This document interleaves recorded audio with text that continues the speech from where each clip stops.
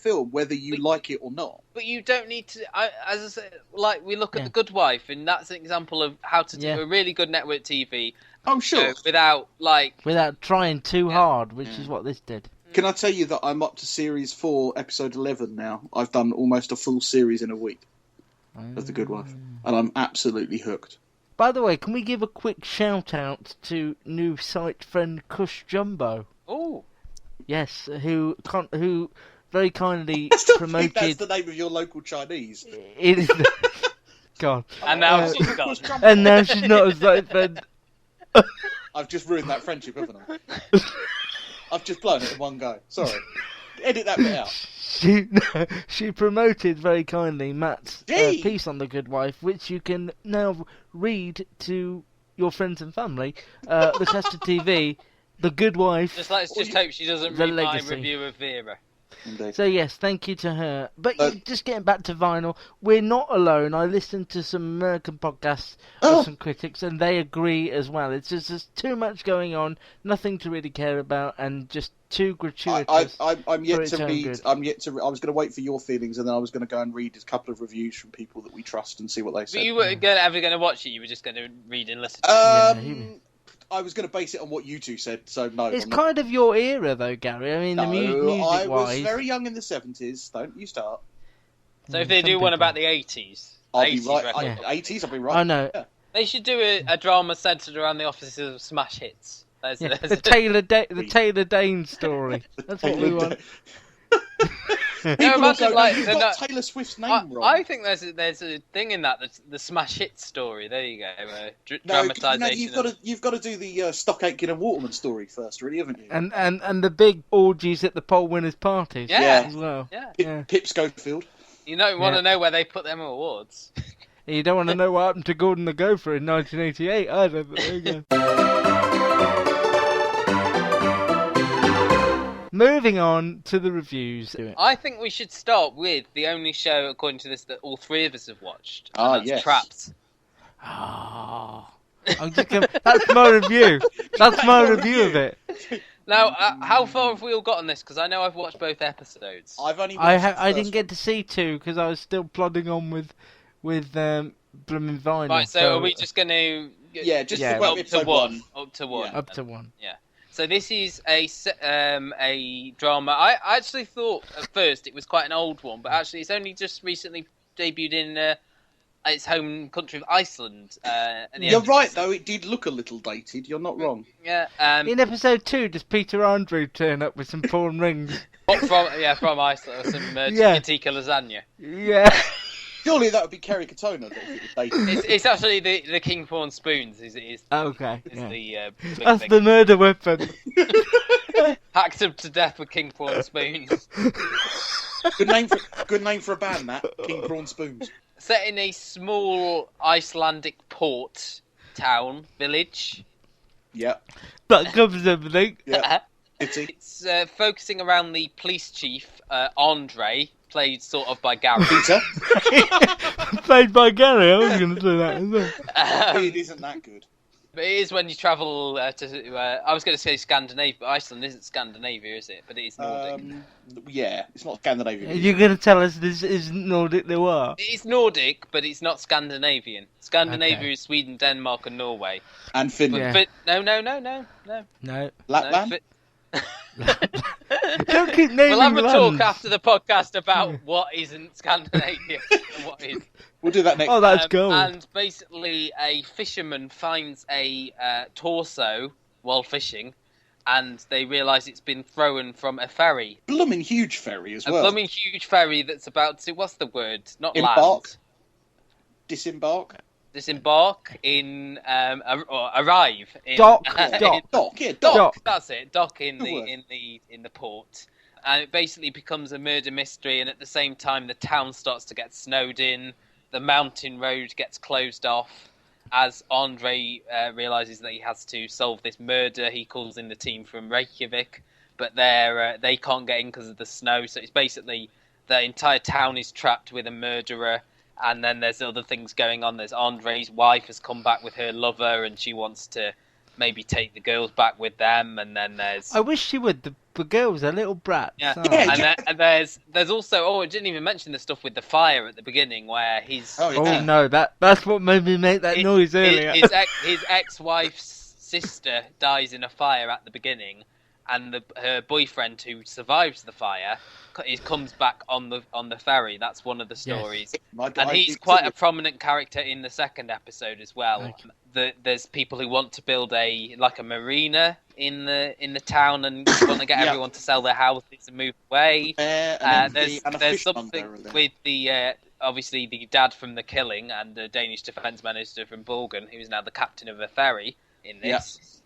His CV and just looks like he basically wants to cause chaos. They said, didn't they, that he wouldn't turn the heating on the thing. And he turned the heating off, didn't he? I suppose. He turned it off. He didn't want to turn it back on. Yeah. And he basically was being very surly about things. There's a hint that he's got something going on where he wants to cause as much mayhem as possible. And it's just all these little things that link back to this central idea of the murder mystery. And I think, to me, it's what we were talking about Happy Valley last week, that you've got this central story and then you've got things going on in the periphery. That you just know are all going to connect. That are all going to connect. And then there's in the second episode, which I have seen, they even sort of make a connection to that little boy Maggie, the little ginger boy that the girls are he's my favourite character. You sort of get a hint of who his dad might be. His dad, doesn't he? Yeah. Oh, I want to see this now. Is there any chance we could pause the podcast? You'd stay right there. I just love the whole sort of atmosphere. You actually feel cold watching it. That was what I was going to say. The atmosphere of this is the best thing about it. You feel like you need to put the heating on because the snow is just coming at you. I feel like this is very closely linked to The Killing, because the same thing when you watch the original Danish Killing is the rain, and the dampness and the cold, and it's what you think Iceland is. It reminded me of The Returned in that aspect as well. Because it's all sort of foggy and everyone's stuck together. Yeah, the small towns. I really liked the way in which they had various storylines, and I agree with you, Luke. The two daughters are scumbags, the bullies. But it's nice to have instead of perfect. Angelic kids having these sort of this is what kids are like, and I don't think they are. They're bullies to this specific child, but also what they were saying was horrible, considering their mother and father are apart, and they were picking on this kid because he's considering got no bag. Though, Gary, he was called Maggie and he was ginger. Well, yeah. Okay. What are you supposed to do? In the second episode, you find out he can't use building blocks either, so he's fine. Oh, well, I'll change my petition. They were perfectly right to bully the poor kid. They even link stuff back to the financial crisis in Iceland, because apparently the marina that they were going to they originally going to build it in 2008, and everyone had agreed to sell their houses and stuff, and then the plan fell through. So did they mention that volcano? Possibly. Yeah, I don't know. There's time. There's 10 episodes, and that's probably why it's so foggy. I think the other thing that I loved about this was the pacing. You could tell that this was going to rise and fall in its pacing. You had parts of the show that were quite slow, but you understood why they were there for character. Comparing this to Vinyl, I mean, and then right at the end of episode 1, you got the small car chase, or running through the ferry. You got that bit of action that you needed just to sort of keep you gripped right at the end. They do that, as you say, linking back to the first series of The Killing. They do that thing where they show you where all the characters are at that specific moment, and then do or 24 as well used to do. Well, 24 pioneered that. That bit at the end with the. And then they do Has he just died? No. Hold on. He's all I really like this. I will be watching this. Yeah, and like Luke, episode 2. I absolutely love this, and also I give people a lot of grief if something doesn't grab them, stick with it. But I've seen 3 shows this year, 3 dramas this year: Happy Valley, this, and a new BBC 3 drama called 13, which grab you right from the start and do not let you go. And considering I started watching Vinyl, which was so difficult. If you think about Vinyl, was an hour longer than the first episode of Trapped. And nothing happened, really. And the amount, I think Trapped had more characters, had more story, and was better more depth. and still wasn't, you didn't feel like it was going too fast. It was, you felt like there's at least sort of, and there's characters you care about. Again, going back to Andre, I think you could link him back quite to Catherine in Happy Valley if we go and talk about that now.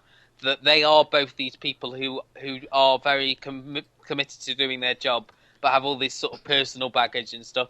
I felt so bad for Andre when he she goes and also when she goes, "Oh, you're still wearing your ring." That line just like got me completely. It's just like little things like that really matter. I think they really matter to a drama, and just for all the swearing and the drug taking, you don't need it. You honestly don't need it.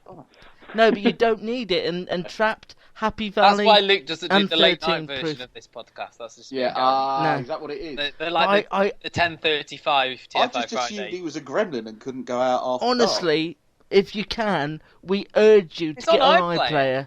We need you to do it right now. If you believe what BBC Three is saying, everyone's online now, so it's fine. Also, if it's not, we are. Also, to be fair, if you're not an iPlayer person, I believe BBC 4 repeat it on like Wednesday or Thursday through the night. One final thing I would say before we go on to Happy Valley was that if you think, it's subtitled, blah blah blah, I think you don't notice the subtitles completely. No, you and there are honestly also like in Borgen, there are those bits where they speak English for a bit so you can relax. That blows my mind every time.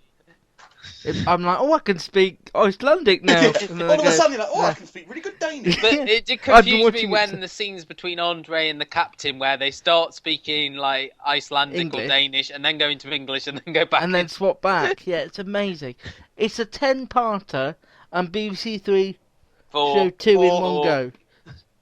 BBC 3 aren't showing anything anymore. Oh, BBC 3, I miss you. BBC 4 are showing 2 each Saturday, so it'll actually be over in 5 weeks. But it is fantastic. So moving on now to Happy Valley, the second also episode, fantastic. Which we saw the funeral of Lynn Dewhurst and of Claire. No, what was her name? Gallagher and Gallagher's mum. Oh God, I've just seen it twice. Yeah. Helen Gallagher, and also the death of Amelia Bullmore's character Vicky, the quite brutal death of I know. Vicky. All she wanted was love, even though she went about it in a bit of a weird way. And I kept thinking, I mean, we'll get to how she died or why she died in a minute, but she didn't even get to have her pudding. And that would really bug me if I died. But the big sort of crux of this episode was the introduction of the sort of were they Croatian girls who Catherine finds early on in this episode, who are like living. Or one comes to the police station, I should say, and then they find that there's slavery being operated at the local biscuit factory. This is Alinka. Alinka, this is Daniel. Say hello. Hello. And this is Claire. Hello. Sit down. Sit. You don't speak any English, so... Tea. Got any tea? Some tea? Jako ste ljubazni. Okay, yeah. So, Alinka came into our nick this morning. Try and smile. And she'd escaped from a house up Peveril Lane where she was being kept prisoner, along with 21 other women who've been trafficked from Croatia. You're kidding? Oh, she's been shunted from one house to another for over 4 years. 8 of them in every room at this last place. She's been doing a 10-hour shift, 6 days a week, for £10 a week. At Bowen's Biscuit Factory up Rastrick. That's slavery. Yeah. Anyhow, I got an interpreter on the phone. That took 3 weeks. Then I got the OSU, spoke to a trafficking unit in Sheffield, and we busted them out, the women. The only trouble now is housing them. Managed to get 10 of them in at a women's refuge in Huddersfield. 6 have gone to a hostel in Leeds. And 5 are at the mission waiting for council to sort out the flights back home, and Alinka's going to stay with them. Winnie, hi, it's Catherine. Do you want to come across? Yeah, she's here. I have indeed got the kettle on, Winnie, ta-ta. I always thought Winnie were Polish. Oh, she's Yugoslavian. As was. It's only me. Come on in, Winnie. Where is she? Janoce, što ti se dogodilo? Moram razgovarati sa svojom obitelji. Treba mi telefon. Da, možete doći kod mene kući i koristiti moj telefon. Hvala.